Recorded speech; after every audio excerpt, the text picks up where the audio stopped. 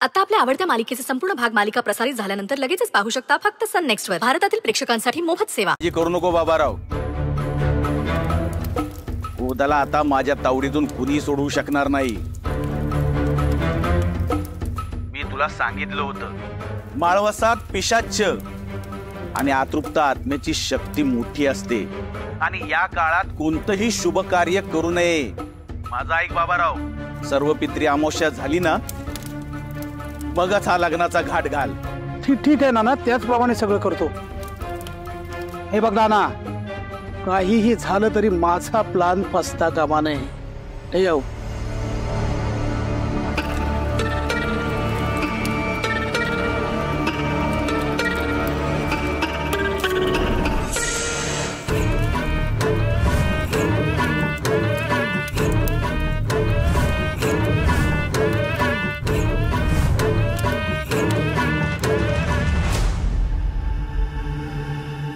बघा, काहीच नाहीये ना, उगाच विचार करता म्हणून भास होता. अरे बे, एवढा घाईघाईत कुठे निघालास? ऋषीला भेटायला चाललोय. का? आता हॉस्पिटल मधून बाहेर पडल्यानंतर ऋषी आणि नली दोघांनाही भेटलो नाहीये ना, म्हणून. अरे पण आई, अगं ऋषीची हळद आहे आज, त्याला कॉंग्रॅच्युलेट तरी करतो.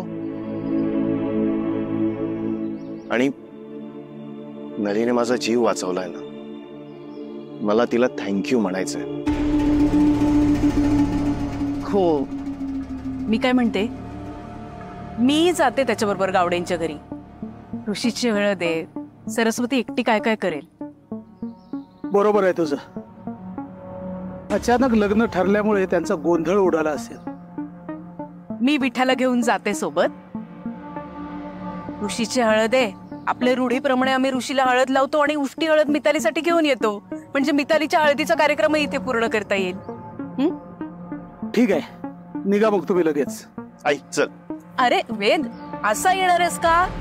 चल तयार हो, मी विठ्ठला घेऊन येते, मग आपण निघू.